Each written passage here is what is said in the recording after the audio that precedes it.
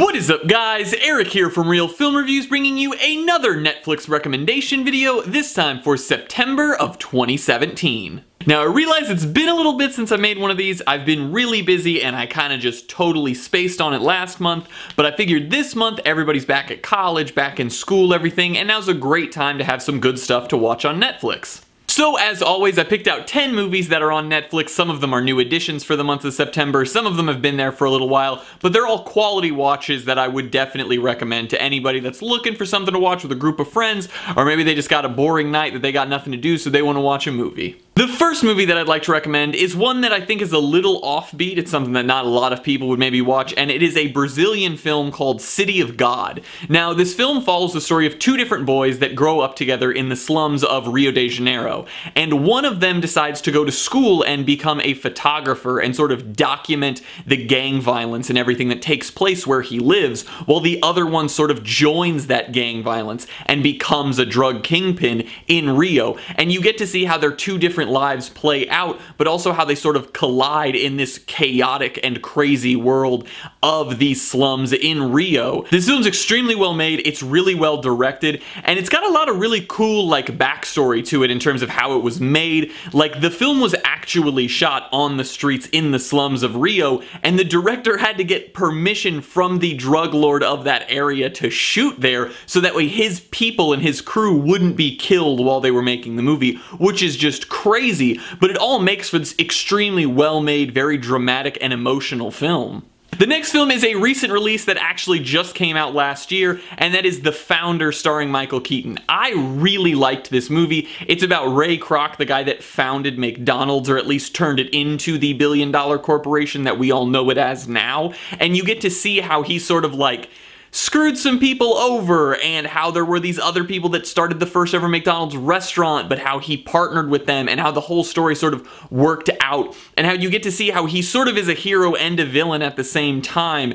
And it really was super great because Keaton's performance as Ray Kroc was phenomenal, and I was really surprised he didn't get more award nominations for it, because he really like was great throughout the entire film, sold the emotion, sold the like true drive that this man had to be successful in his life, and I really loved that about it. And then along with that, it's sort of just like one of those true American stories, because you get to see someone that a lot of people hold in high esteem as a great American, and how he sort of made his fortune and sort of lived up to what we all think of the American dream. Now, as always, whenever I do one of these lists, I try to have a couple family-friendly movies thrown in there, so that way not everything is some rated R, violence-filled, crazy, cursing film. So one of the two family-friendly films that I'm including on this list is Finding Dory, and I know this is a pretty recent release. It's been on Netflix for a little bit now, but it's really just a very nice film. It's the sequel to Finding Nemo, which like everyone ever has seen. It tells the story of Dory wanting to find her family, because as a kid she got lost, and because of her memory loss,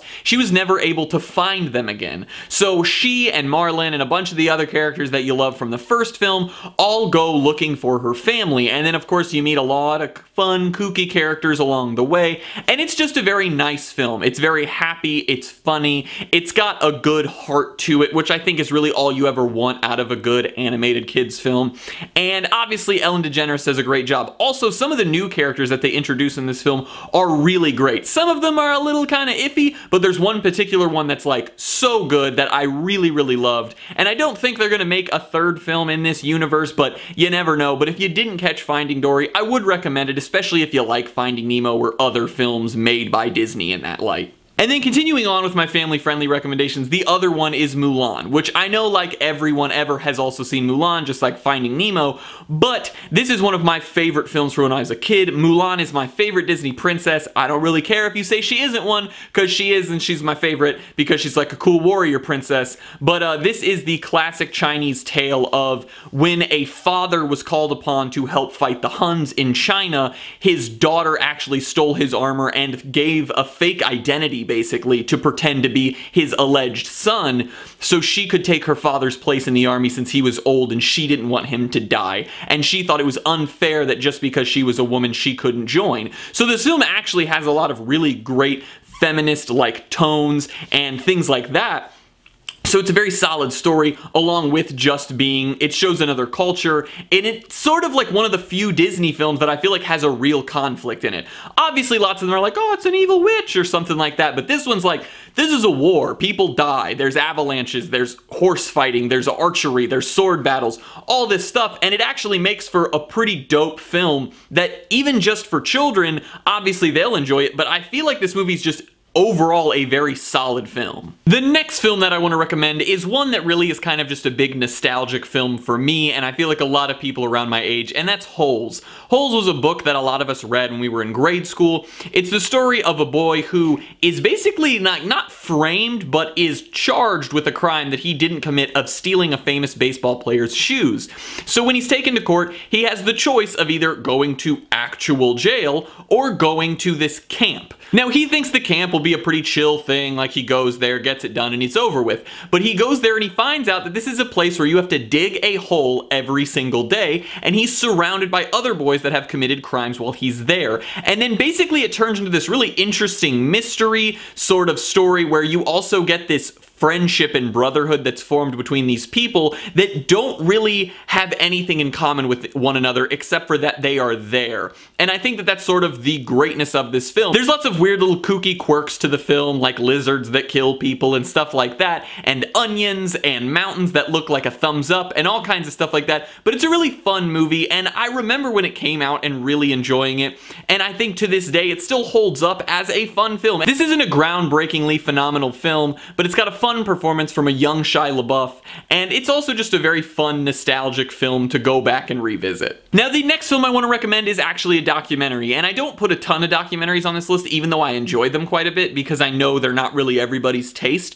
but this one I thought was actually just really well made and really well done, and that is the Netflix original Amanda Knox. If you don't know the story of Amanda Knox, she was an American exchange student living in Italy, and when one of her roommates was murdered, kind of brutally, she was basically the prime suspect for it and was taken to court and held, even though there wasn't a lot of evidence that it was her, but then there kind of was, but it wasn't like definite evidence, and it just was this topsy-turvy case that lasted forever and got all over the tabloids and everything, and I remember it when it initially happened.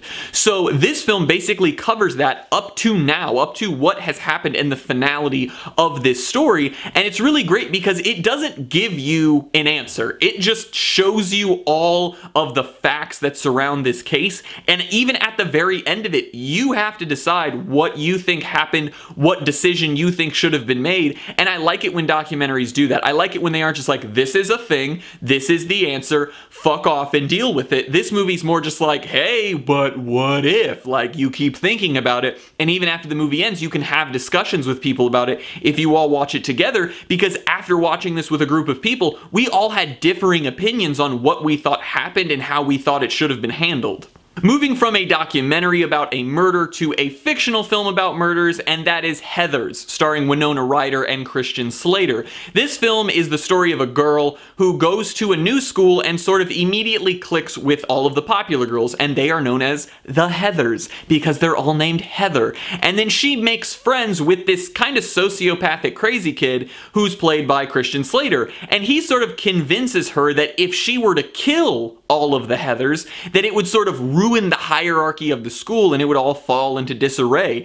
And that's sort of what ends up happening through accidents and purposeful acts. These Heathers start to get knocked off throughout the film, and it's a really entertaining dark comedy because you think it's just going to be your everyday like teenager drama film, but it takes this really dark turn that makes for a really interesting film. And it also has a lot of fun parallels to Mean Girls, which is a film that so many people have seen, and I feel like Mean Girls took a lot from Heathers when they were making that movie. Obviously it's less dark, but it has some definite similarities to this film, so if you enjoy that, I definitely recommend this one. Now this next one is a little bit of cheating because it's actually 3 films, but since they're all on Netflix, I'm not going to just recommend one of them, even though they maybe fall off in quality a little bit. And that is the Matrix trilogy. Now I know some people have some hard feelings because they don't think that the second and third lived up to the first, but I personally like the second one, and yeah, the third one's weird, but the first one is such a staple in the science fiction genre that if I'm gonna recommend it, I'm gonna recommend the other 2 because you should just watch the whole trilogy if you're gonna watch one of them so you know how the whole story ends and the finality of all of it. So it tells the story of a man named Neo who lives in what he thinks is the real world until he is sort of hunted down by like hackers and then is pulled out of this fake world known as the Matrix and pulled into the real world that's actually really awful and full of monsters and there's crazy ships and EMPs and stuff. And it's like this desolate future, and people go into the Matrix so they can try to fight off this evil being of stuff that is feeding on humans for power and is trying to basically eradicate them. It's an AI that became too self-aware. So these 3 films cover all of this, and Neo is basically supposed to be the savior. He is the one. And Morpheus, who's played by Lawrence Fishburne, does great in these films. They have some amazing action sequences. Obviously, some of the special effects have fallen off since the movie did come out over 15 years ago now, but it is still a phenomenal story. The first one is one of the greatest science fiction films ever made. The second and third, while they may fall off, they still have really amazing fight scenes, really amazing effects, and I really don't think the second one is as bad as everyone thinks that it is. The third one definitely gets a little off its rocker, but they're just a really solid group of films, and if you enjoy the first one, I recommend watching the whole trilogy so you know how it all ends. The 9th thing that I want to recommend is Lion, the Best Picture nominee from last year, starring Dev Patel and Rooney Mara. This movie is just really, really heartfelt and emotional and sweet and wonderful. It tells the story of a young boy who was separated from his family in India,